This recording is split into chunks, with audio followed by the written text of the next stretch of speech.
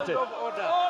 Point of order. Point of order. Over the past weeks, Parliament has been at crossroads over this year's financial supplementary budget. The highly contentious 1.34 trillion shillings has failed to meet the bar, thus being dropped. The process, which started at the Committee of Supply of the whole House, first met resistance from a section of legislators who wanted to handle the supplementary schedule as a whole, despite guidance from the Speaker.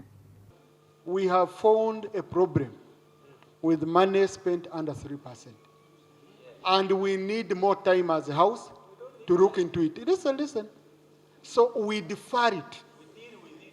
Okay? And I'll put a question so you will vote your way. So he's saying we defer it.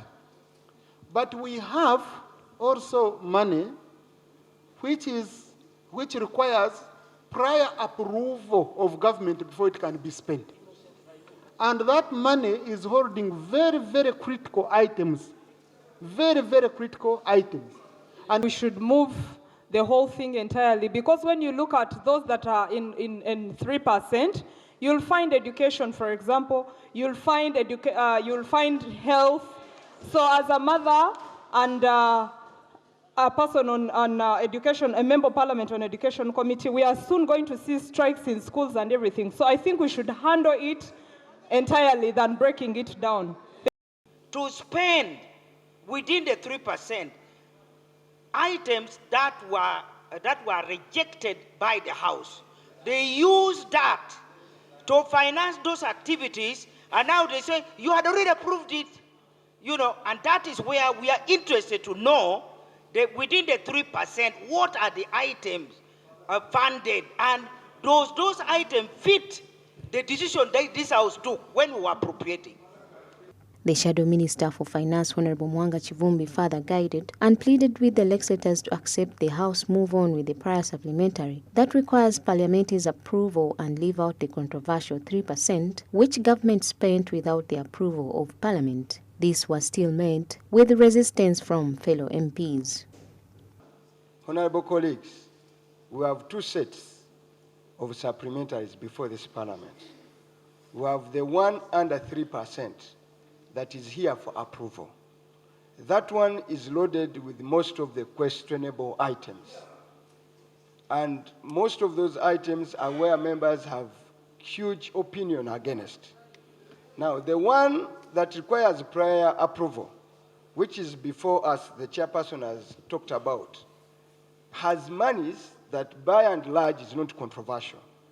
Because these are small monies for districts, wages, for World Bank, for grow projects, for which you cannot hold on to for long.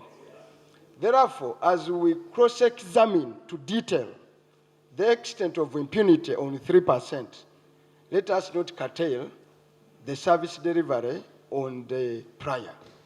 With every aspect of the supplementary, we disapprove what we don't want. And we say, this one Parliament is not approving. Then, when we say we are not approving this item, we send it to the necessary process that it requires. But if we are here to say that this section we are not going to touch it, let us not fear to disapprove of what we refused to appropriate. Guidance from the Speaker and the Leader of Opposition influenced the legislators to approach the debacle on two separate fronts, ultimately deferring the controversial 3%. I now put the question that a total sum of shillings 1,524,961,139,468 be provided for as total supplementary expenditure for the financial 2022-2023. Those in favor say aye, and to the contrary nay. The ayes have it. The 3% supplementary budget that members of Parliament have vehemently rejected entails money that was allocated to Atiak Sugar Factory, Munyonyo Conference Center, and Lubowa Specialized Hospital, among others. So now what we've done today is that we have separated the two. We have separated those that are really innocent and genuine expenditures, okay, and concern the common man for them to be passed.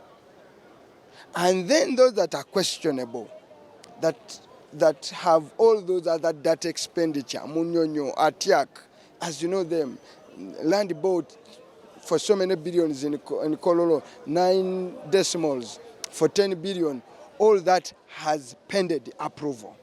The Deputy Speaker has further directed the Budget Committee to continue scrutinizing the 3% supplementary before being laid on the floor of Parliament for more debate. Samula Hanifah, Smart 24 TV, Business Today.